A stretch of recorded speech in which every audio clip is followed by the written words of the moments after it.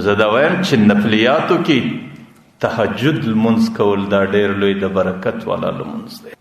لیکن که چیرې زموږ په دې دین کې د مایوسۍ زندگی نسته، مایوسي نسته، که چیرې یو چاته خبره ډېره درنۍ چې د شپې تهجد ته نسي راکښېنستلی، علامه شامی رحمه الله ډېره اسانه تهجد لیکلی دي.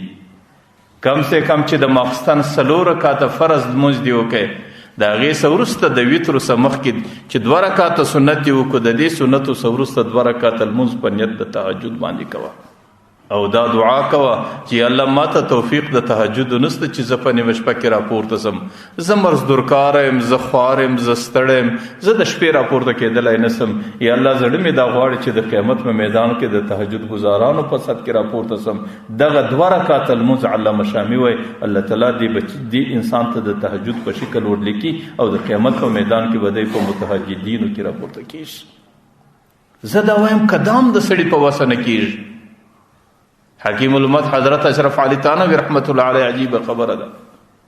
هغه وایي کم از کم یو عمل کول چې کله د شپې د سړي کله سترګې راروڼېسي، بیا د بیماف یا د انسان د بولو تقاضایي یا نور څه ترتیبي د انسان د شپې کله سترګې راروڼې کېږي، داسې انسان به ډېر شاز و نادري چې د ماخستنه صدر سهاره د سترګې نه چې راروڼي.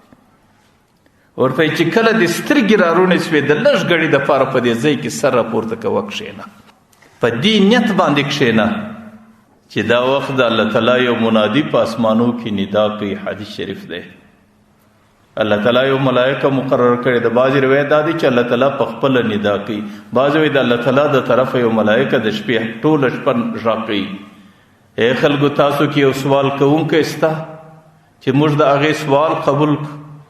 ایا تاسو کې یو ګناه کوونکی شته چې موږ د هغې مغفرت او بخښنه وکړو؟ ایا تاسو کې یو حاجت غوښتونکی شته چې موږ د هغې حاجت ورپوره کړو؟ ایا تاسو کې یو توبه بخښونکی شته چې موږ د هغې توبه قبوله کړو؟ نو سړی په دې نیت باندې صرف دا سر راپورته کړي چې یا الله دا ستا د ندا وخت دی او ستا ملایکې پر موږ باندې غږ کوي، په دغه ځای کې لاس پورته کوي یا الله زه توبه کاږم، زما توبه قبوله کړه، یا الله زه بیمار یم، زما حاجت زما ته شفا را نصیب کړه، یا الله زه پلان که زه خو غریب او مسکین یم، یا الله زما غربت او مسکنت ختم کړه.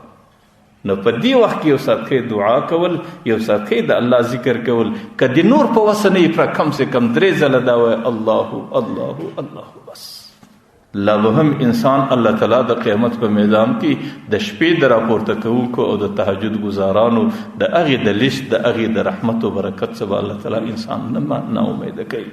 د تهجد د لمانځه څخه وروسته د اشراق لمونځ کوه چې کله یو سړی د سهار لمونځ وکړي پر هغه ځای باندې کښېني، د لمر راختلو څخه وروسته 2 رکعاته لمونځ د اشراق په نیت باندې وکړي. پیغمبر علیه الصلاة والسلام وایي الله تعالی د یو حج او د یوې عمرې ثواب ورکړي. 3 ځله پیغمبر علیه السلام وایي تامتن تامتن تامتن، فرح حج عمره، قبول حج عمره، قبول حج عمره. چې کوم سړی د سهار لمونځ وکړي، د سهار د لمانځه څخه وروسته بیا پر هغه ځای باندې د لمر ختو پورې بیا کښېني، د لمر ختو څخه وروسته 2 رکعاته لمونځ وکړي. څومره اسانه حج د چا په وس کې دی، عمره د چا په وس کې ده، لیکن د پیغمبر علیه السلام په قول کې درواغ نه راځي. پیغمبر علیه السلام پر دې 2 رکعاته لمانځه باندې الله 3 ځله پیغمبر علیه السلام په حدیث کې وایي تامتن تامتن تامتن.